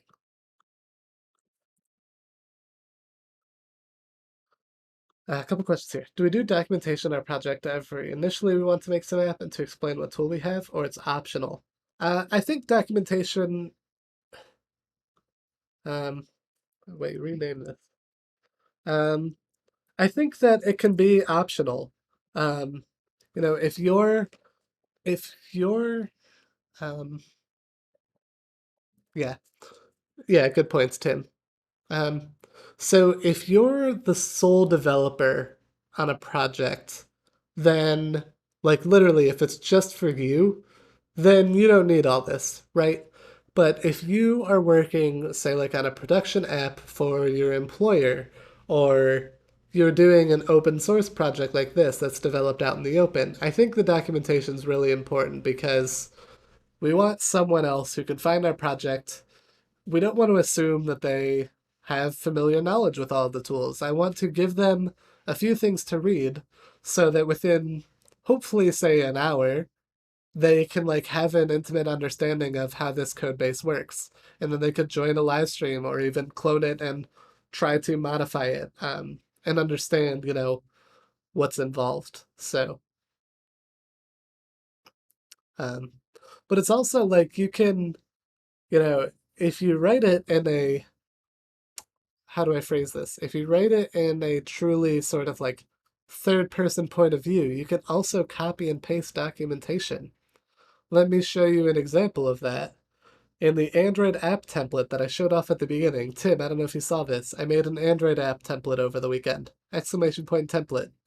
It's an Android app template that comes out of the box with my favorite static analysis tools.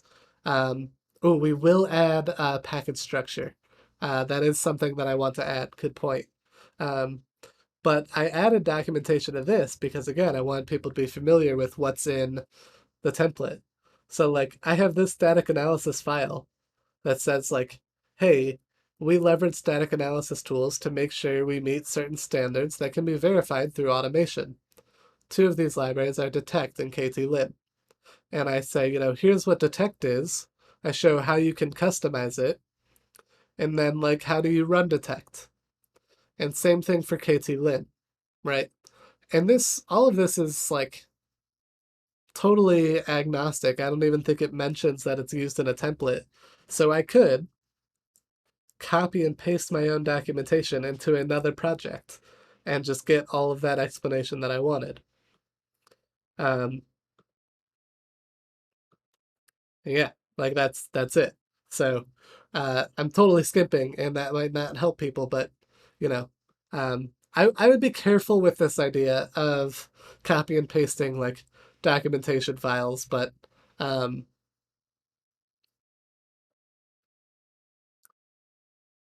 you know, something to consider. But so we've documented like dependency injection, static analysis, the app architecture. Do you think package structure should go in the architecture doc, or should it go like in its own file? Maybe its own file is a little nicer. Um, let's do that one next. Is there anything else actually? I don't think so. I could document the Git hooks that are included. Um, Probably a good idea to just say like, hey, we have these two Git hooks. Um, let's do that real quick.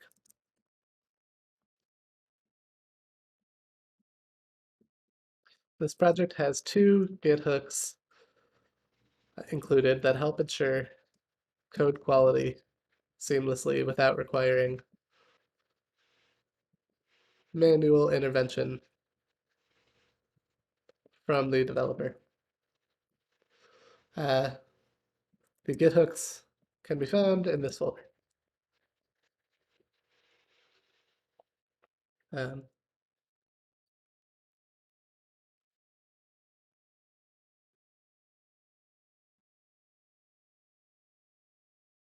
can I do?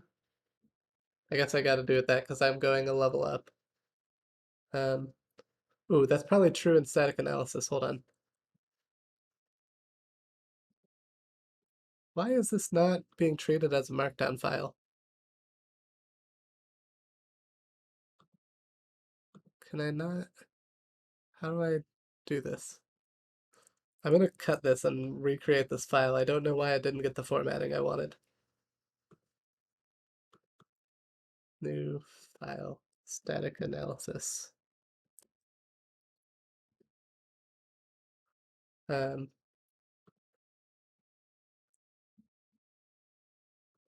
why is this not giving me the same?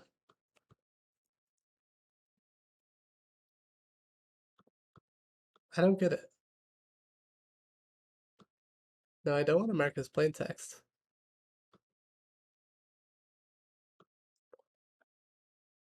Is there not a way to? I don't know. Okay, we'll figure this one out later. This file's just weird. Gotta type it by hand. I mean, I shouldn't.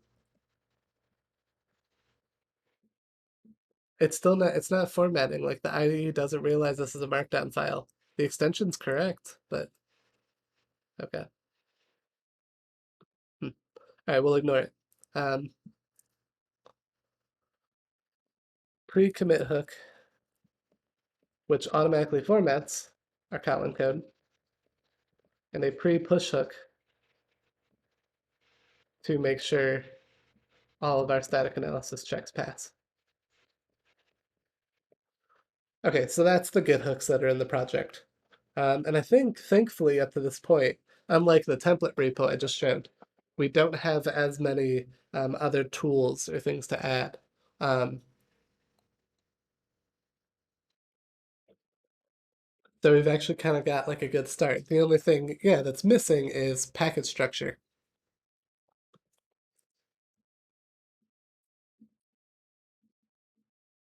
This one worked. I wish the IDE's got to have a way for me to reference the thing.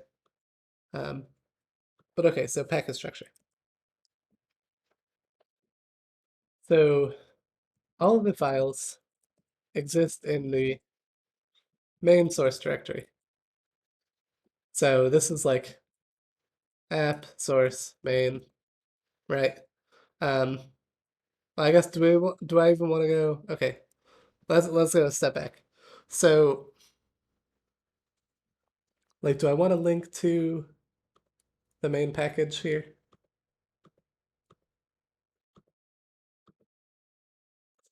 Like, okay, so let's phrase this another way. Within our project's root package, without even linking to it, um, files, packages are organized, are grouped by feature. So an example high-level structure. I actually wonder how this might work in Markdown if we could do like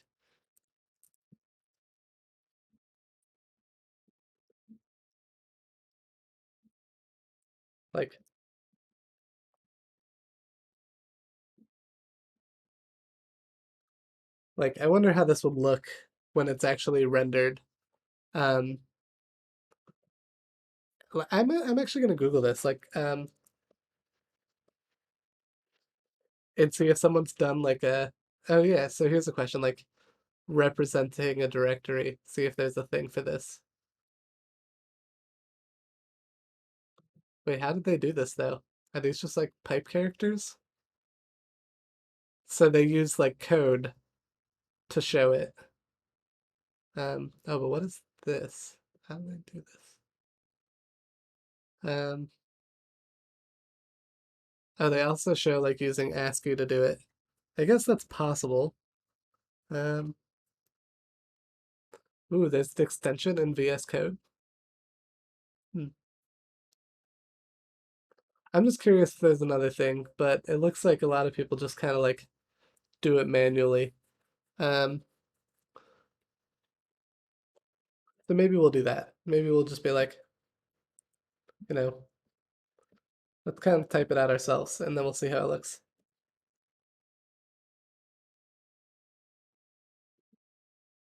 So,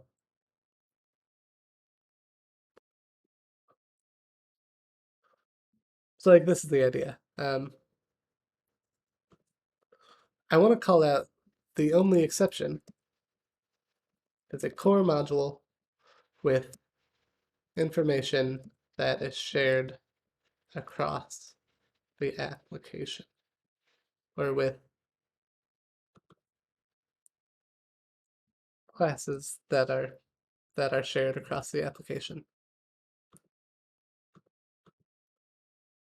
I actually think just the indent might look fine, but I don't know.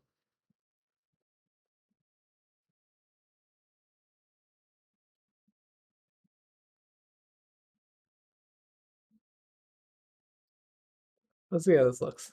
We'll see how it looks when we push it up to GitHub. We'll know. Um,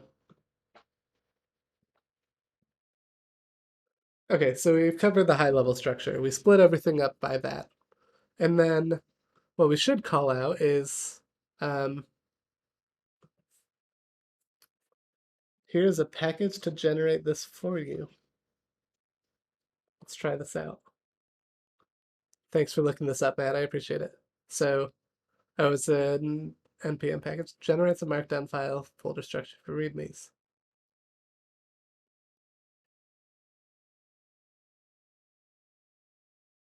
So to generate for any absolute path, a relevant path.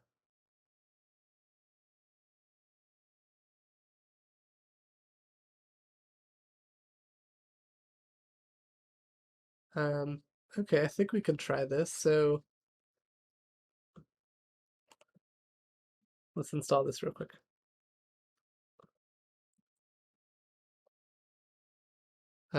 Yeah, let's install this and then we'll try it out. That's actually probably pretty cool. Wait, was that? Did it do it? That was fast. Um, so app source main.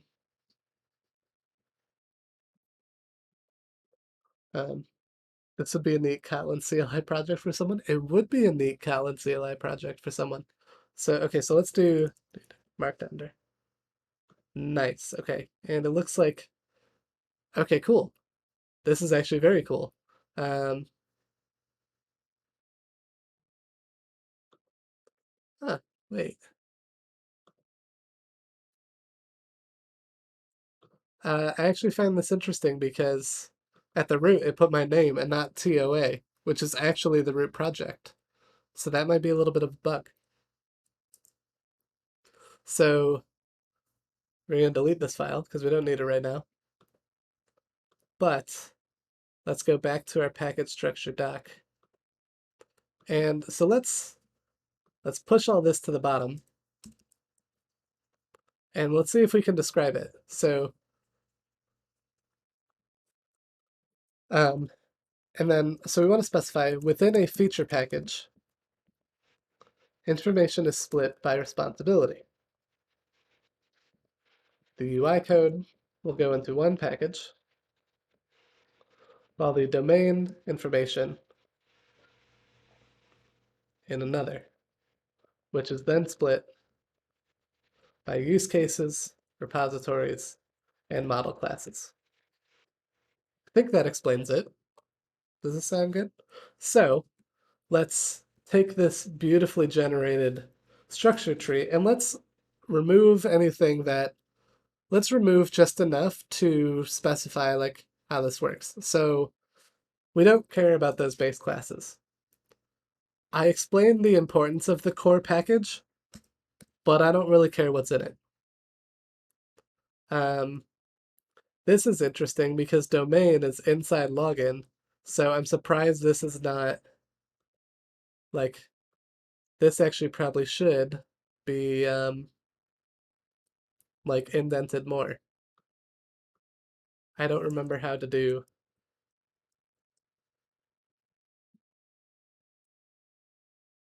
I know that someone knows a multi-cursor solution to this, but I never remember multi-cursor, so guess what I'm not doing? I am literally just gonna do this by hand. I don't even care. Um, I will fill up space. Yeah, exactly. Um, oh yeah, it's a little buggy because this UI one is wrong too. And like really, I guess if this is the root, then like this is all awkward. Um, did it? How did it print out in the terminal? Did the terminal do it right? Um, oh, this does. Interesting. Um,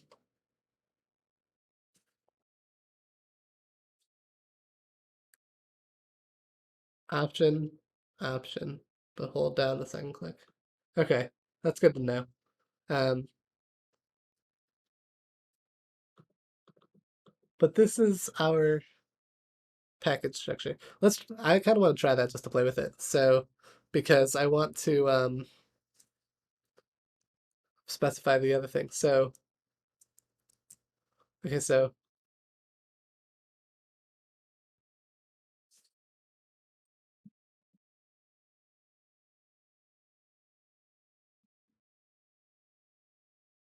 nice. Okay, here we go.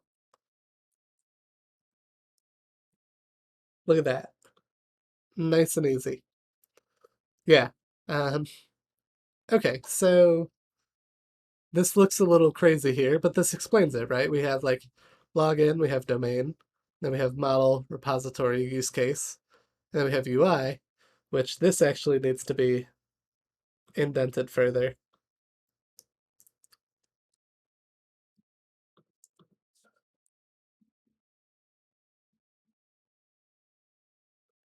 Um,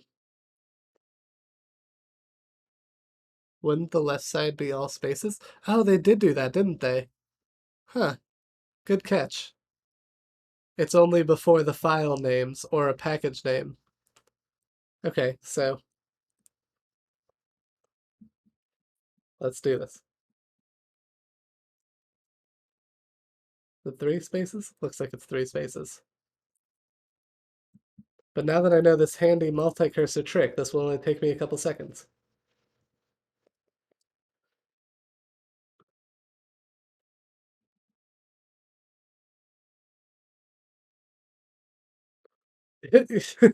Welcome back, Prince. We're having fun. I'm gonna push this and I'm gonna see how GitHub renders it before I add the backticks.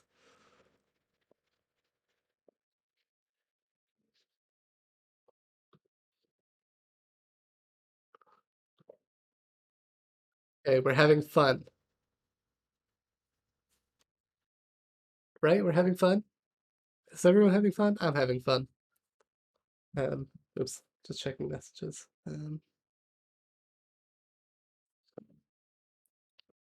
right, let's refresh this.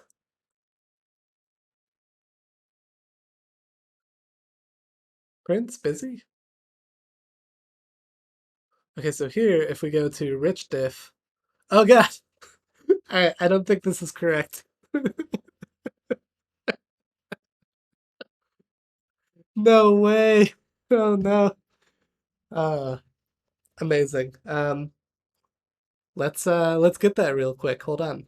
Um, I will let y'all stare at my markdown failure while I go put that on real quick. It's in this room. It should take me like 2 seconds.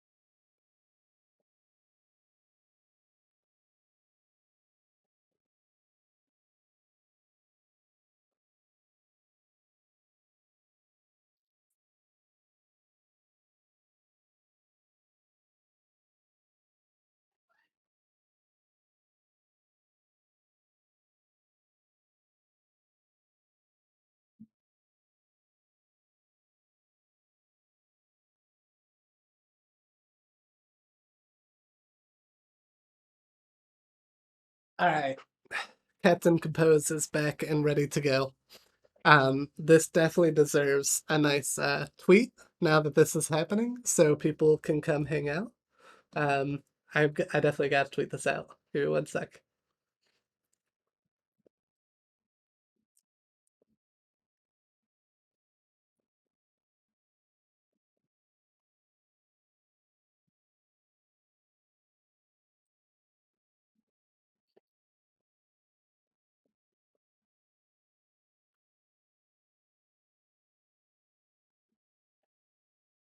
All right.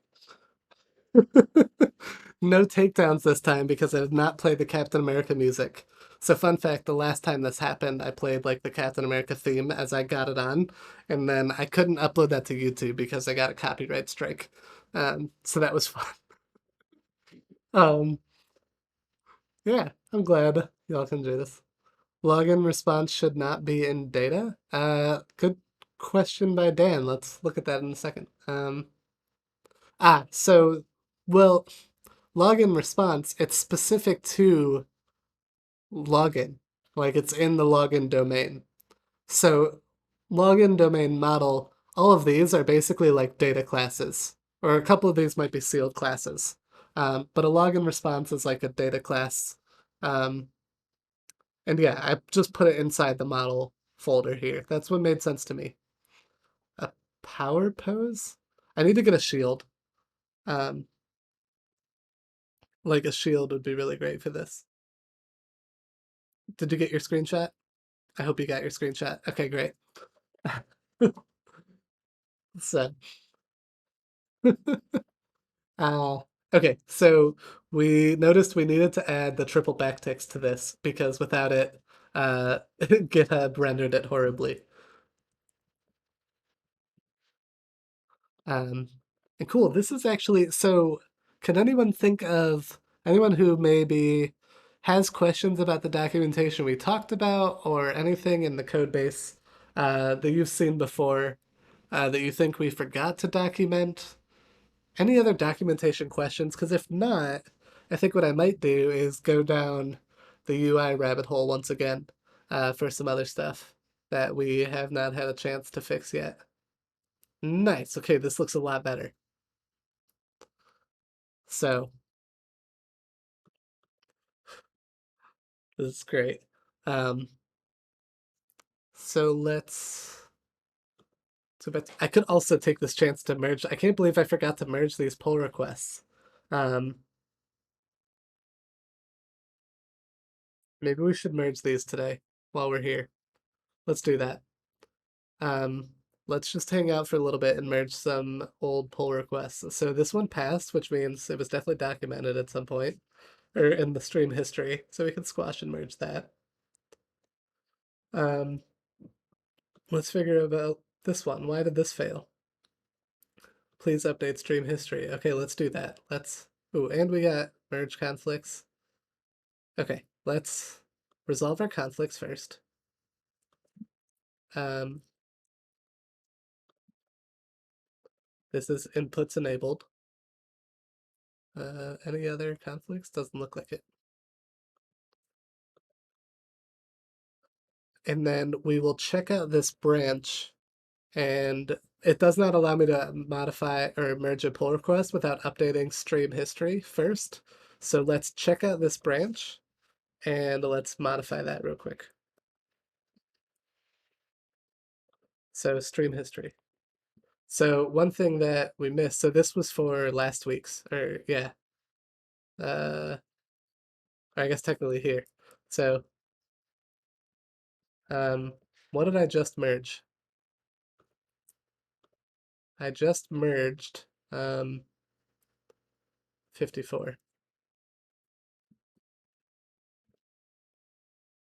So successful login flow was that.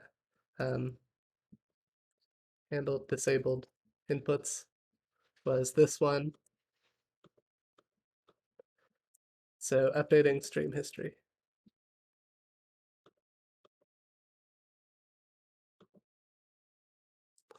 Um, why did I do this? merge. Hopefully this merges without any issues.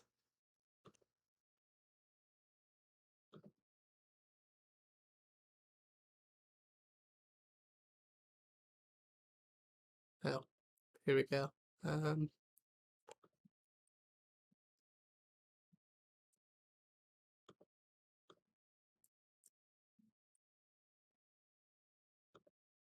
I have immortalized your Captain America into Twitter space. I can't wait to see it.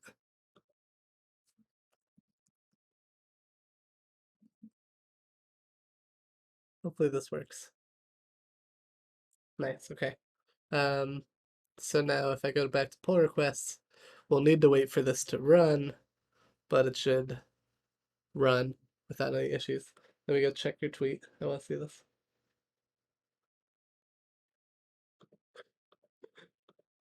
Amazing. I love this. Thank you for redeeming this Trex. That was great.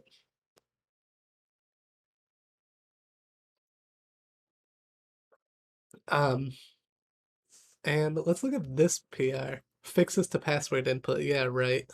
Um, oh, but this had typography updates as well. So this one also needs the stream history update, but I'm gonna wait till we merge this. Um, all right. Let's see if we can kill some time while those run. Let's go down. So if no one has any other documentation questions, I'm going to pause what I'm saying and I'm going to make this a break in the YouTube video because we just hit 2 hours, so we can have documentation. And then the next part can be, we could even title it Captain Compose. We can go look at some Compose stuff now while we're dressed up as Captain America.